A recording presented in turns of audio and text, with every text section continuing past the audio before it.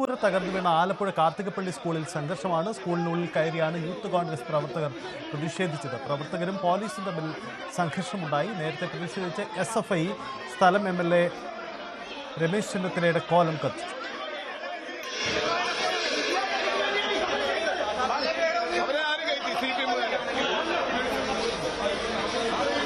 സ്കൂളിനുള്ളിലേക്ക് കയറി യൂത്ത് കോൺഗ്രസിന്റെ പ്രതിഷേധമാണ് കാണുന്നത്. തത്സമയ ദൃശ്യങ്ങളാണ് പ്രേക്ഷകർ കാണുന്നത്. അവിടെ വലിയ പ്രതിഷേധമാണ് വിദ്യാർത്ഥി സംഘടനകളുടെ ഭാഗത്തു നിന്നുണ്ടാവുന്നത്.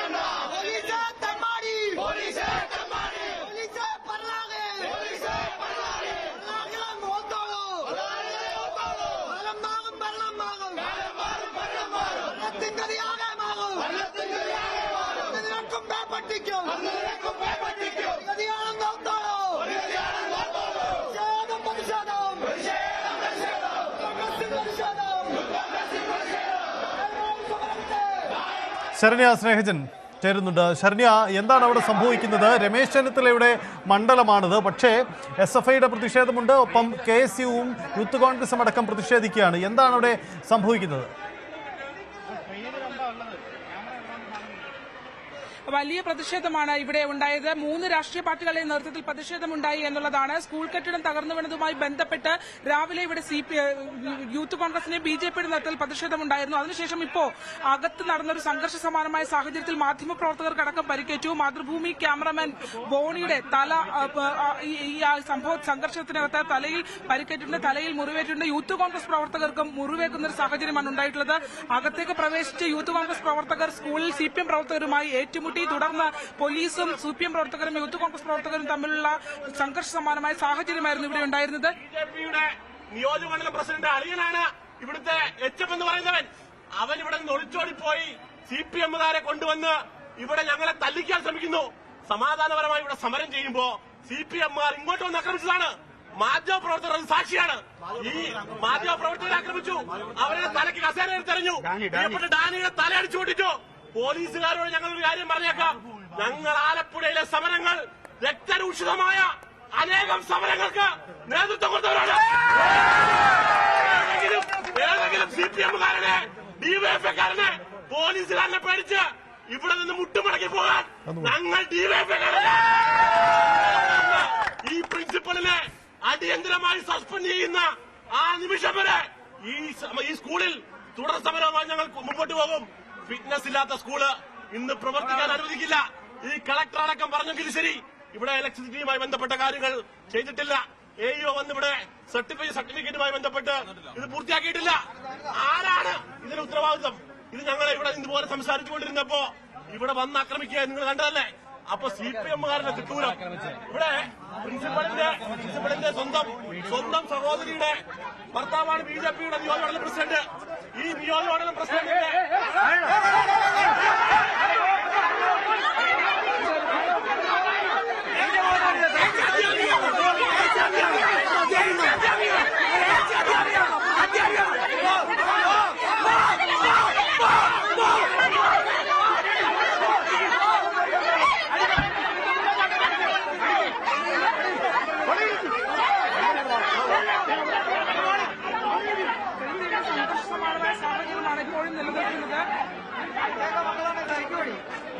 ശരണ്യ, എന്താണ് സംഭവിക്കുന്നത്? സജിത്ത്, ഇവിടെ സംഘർഷ സമാനമായ സാഹചര്യമാണ്. സ്കൂളിന്റെ കെട്ടിടത്തിൽ ഫിറ്റ്നസ് ഇല്ല എന്നുള്ളത് സ്ഥിരീകരിക്കപ്പെട്ടതാണ്. അതുകൊണ്ട് തന്നെ ഫിറ്റ്നസ് ഇല്ലാത്ത കെട്ടിടത്തിൽ പ്രവർത്തിക്കാനാവില്ല, കുട്ടികളെ ഈ സ്കൂൾ കോമ്പൗണ്ടിനകത്ത് പ്രവേശിപ്പിക്കാനാവില്ല എന്ന് പറഞ്ഞുകൊണ്ടാണ് ഇപ്പോൾ യൂത്ത് കോൺഗ്രസ് ഇവിടെ സമരം നടത്തിക്കൊണ്ടിരിക്കുന്നത്. മാത്രമല്ല ഈ രാവിലെ മുതൽ തന്നെ CPM നേതൃത്വത്തിലുള്ള പഞ്ചായത്ത് മെമ്പർ അടക്കമുള്ള ആളുകൾ മാധ്യമപ്രവർത്തകർ ഉൾപ്പെടെ പുറത്തേക്കിറക്കുന്നതിന് വേണ്ടിയുള്ള സാഹചര്യം ഉണ്ടായിരുന്നു.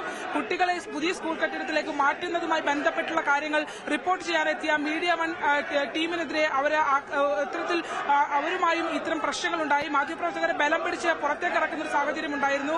അതിനുശേഷം പിന്നീട് മാധ്യമപ്രവർത്തകർ ഉൾപ്പെടെ പുറത്തുനിന്നാണ് കാര്യങ്ങൾ റിപ്പോർട്ട് ചെയ്തത്. നടന്നുകൊണ്ടിരുന്നത്. പക്ഷേ പ്രതിഷേധവുമായി വന്ന യൂത്ത് കോൺഗ്രസ് പ്രവർത്തകർ ഇപ്പോൾ സ്കൂൾ കോമ്പൗണ്ടിനുള്ളിൽ പ്രവേശിച്ചു. സ്കൂൾ കോമ്പൗണ്ടിനുള്ളിൽ പ്രവേശിച്ചതോടുകൂടിയാണ് ഇത്തരത്തിൽ പോലീസ് തടയാൻ ശ്രമിച്ചെങ്കിലും അവർക്ക് അത് തടയാൻ കഴിയാത്തൊരു സാഹചര്യമായിരുന്നു. പിന്നീട് പ്രവർത്തകർ അകത്തെത്തിയതോടുകൂടി നേരത്തെ രാവിലെ ഈ വാർഡ് മെമ്പർ അടക്കമുള്ള ആളുകൾ CPM പ്രവർത്തകർ ഇതിനകത്ത് കേന്ദ്രീകരിച്ചിരുന്നു. അവരും ഒപ്പം തന്നെ കോൺഗ്രസ് പ്രവർത്തകരും തമ്മിൽ സംഘർഷമുണ്ടാകുന്ന സാഹചര്യമാണ്. ഇപ്പോൾ യൂത്ത് കോൺഗ്രസ് പ്രവർത്തകന്റെ നെറ്റിക്ക് മുറിവേറ്റിട്ടുണ്ട്. മാതൃഭൂമി ന്യൂസിന്റെ ക്യാമറമാൻ ബോണിയുടെ തലയ്ക്ക് മുറിവേറ്റിട്ടുണ്ട്. ഇവിടെ ഉണ്ടായിരുന്ന പാത്രങ്ങളും മറ്റും എടുത്ത് പരസ്പരം അങ്ങോട്ടും ഇങ്ങോട്ടും എറിയുന്ന ഒരു സാഹചര്യമായിരുന്നു. തുടർന്നാണ് മാധ്യമപ്രവർത്തകർക്കടക്കം ഇവിടെ പ്രശ്നമുണ്ടാകുന്ന സാഹചര്യം ഉണ്ടായിട്ടുള്ളത്. പോലീസിന് പ്രവർത്തകരെ ഇതുവരെ നീക്കം ചെയ്യാൻ കഴിയാത്തൊരവസ്ഥയുണ്ട്. അതിനിടയിൽ തന്നെ രക്ഷകർത്താക്കളും വിവിധ രക്ഷകർത്താക്കളും പ്രതിഷേധവുമായി രംഗത്ത് വന്നു. അത്തരത്തിൽ ഇന്നത്തെ ദിവസം ഇവിടെ കുട്ടികളെ പ്രവേശിപ്പിക്കാൻ പാടില്ല, ഇവിടെ കുട്ടികളെ തുടരുന്നത് അപകടമാണ് എന്ന് ചൂണ്ടിക്കാട്ടിയാണ് ഇപ്പോൾ യൂത്ത് കോൺഗ്രസ് പ്രതിഷേധിച്ചുകൊണ്ടിരിക്കുന്നത്. ഏതെങ്കിലും ചട്ടൂരം കാണിക്കുന്ന CPM-മാരുടെ പോലീസ് അച്ചാരമാണെന്നുണ്ടെങ്കിൽ അത് കൈവച്ചാൽ മതി. ഞങ്ങൾ ഈ സമരം തുടരുകയാണ്. കൂടുതൽ പോലീസ് എത്തി ഞങ്ങൾ അറസ്റ്റ് ചെയ്യട്ടെ. ഞങ്ങൾ നിയമപരമായി ഇതുമായി ബന്ധപ്പെട്ട് മുമ്പോട്ട് ദിവസം പ്രിൻസിപ്പളിനെ സസ്പെൻഡ് ചെയ്യാതെ ഈ സമരവുമായി ബന്ധപ്പെട്ട് ഞങ്ങൾ സസ്പെൻഡ് ചെയ്യാലോ, AUക്ക് സസ്പെൻഡ് ചെയ്യാലോ, സസ്പെൻഡ് ചെയ്യാതെ ഈ സമരവുമായി KS യൂത്ത് കോൺഗ്രസ് പുറകോട്ടില്ല എന്ന് പ്രഖ്യാപിക്കുക.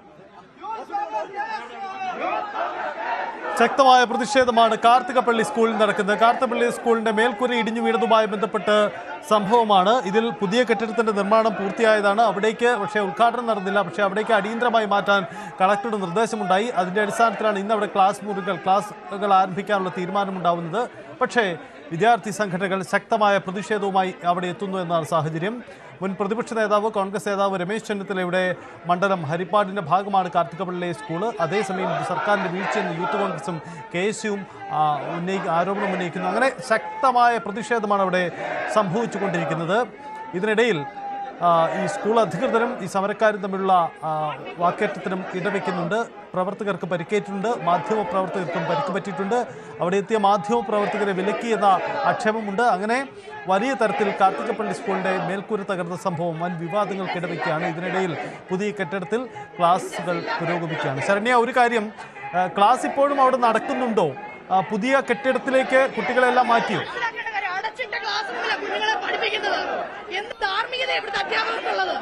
അതാണ് ഇവര് വ്യക്തമാക്കുന്ന ഒരു പ്രധാനപ്പെട്ട കാര്യം എന്ന് പറയുന്നത്. LP സ്കൂളാണ് ഇവിടെ പ്രവർത്തിക്കുന്ന സ്ഥലത്തെ. തീർച്ചയായും ചെറിയ കുഞ്ഞുങ്ങളാണ് ഈ സ്കൂളിലുള്ളത്. ഫിറ്റ്നസ് ഇല്ലാത്ത ഒരു കെട്ടിടം ഈ കോമ്പൗണ്ടിലുള്ളപ്പോൾ തീർച്ചയായും അത് കുട്ടികൾക്ക് അപകടകരമായ സാഹചര്യം നിലനിൽക്കുന്നുണ്ട് എന്നുള്ള കാര്യമാണ് വ്യക്തമാക്കുന്നത്. ഇന്ന് മന്ത്രി ശിവൻകുട്ടി അടക്കം പറഞ്ഞത് ഫിറ്റ്നസ് ഇല്ലെങ്കിൽ കെട്ടിടം പൊളിച്ചു മാറ്റണം എന്നുള്ളതാണ്. ചെറിയ കുട്ടികളാണ്. എത്രമാത്രം അധ്യാപകർക്ക് അവരുടെ മേൽ നോട്ടമുണ്ടാകും എന്നുള്ളത് കഴിഞ്ഞ ദിവസത്തെ സംഭവത്തോടുകൂടി അത് നമുക്കറിയാം. കാരണം തേവലക്കരയിൽ മിഥുന്റെ ജീവനെടുത്ത സംഭവവുമായി ബന്ധപ്പെട്ട് തന്നെ ചെറിയ കുട്ടികൾ, അത്ര പോലും വലിയ കുട്ടികളല്ല, LP സ്കൂളിലെ കുട്ടികൾ പഠിക്കുന്ന 1600ഓളം കുട്ടികൾ പഠിക്കുന്ന ജില്ലയിൽ തന്നെ ഏറ്റവും അധികം വിദ്യാർത്ഥികളുള്ള സ്കൂളാണ് ഇത്. ആ സ്കൂളിൽ ഇങ്ങനെ സ്കൂളിന്റെ പ്രവർത്തനങ്ങളെ സംബന്ധിച്ചൊന്നും മറ്റ് ആക്ഷേപങ്ങളിൽ ഏറ്റവും മികച്ച രീതിയിൽ പഠനം നടത്തുന്ന സ്കൂളുകളിൽ ഒന്നാണ്. പക്ഷേ ചെറിയ കുഞ്ഞുങ്ങൾ പഠിക്കുന്ന ഒരിടത്ത് ഇങ്ങനെ ഒരു അപകട സാഹചര്യമുള്ളപ്പോൾ അവിടെ എങ്ങനെയാണ് ഈ ക്ലാസ് തുടരുന്നത് എന്നുള്ള ചോദ്യമാണ് ഇപ്പോൾ പ്രതിഷേധമായി ഉയർത്തിയിരിക്കുന്നത്. മാത്രമല്ല, ഫിറ്റ്നസ് ഇല്ലാത്ത ഒരു കെട്ടിടം ഉണ്ടായിരുന്ന കോമ്പൗണ്ടിൽ മറ്റു തുടർ നടപടികൾ സ്വീകരിക്കാതെ ക്ലാസ് തുടർന്ന പ്രധാന അധ്യാപകർക്കെതിരെ നടപടിയെടുക്കണമെന്നുള്ള ആവശ്യവും ഇവർ ഉന്നയിക്കുകയും ചെയ്യുന്നുണ്ട്. ആദ്യഘട്ടം മുതൽ തന്നെ, രാവിലെ മുതൽ തന്നെ ഈ സ്കൂളുമായി ബന്ധപ്പെട്ട് റിപ്പോർട്ടിങ്ങിനടക്കം എത്തുന്ന ആളുകൾക്ക് നേരെ പ്രകോപനപരമായ രീതിയിലുള്ള ഇടപെടലായിരുന്നു ഇവിടുത്തെ വാർഡ് മെമ്പറായ CPM വാർഡ് മെമ്പർ നിബു അടക്കമുള്ള ആളുകളുടെ നേതൃത്വത്തിൽ ഉണ്ടായിരുന്നത്.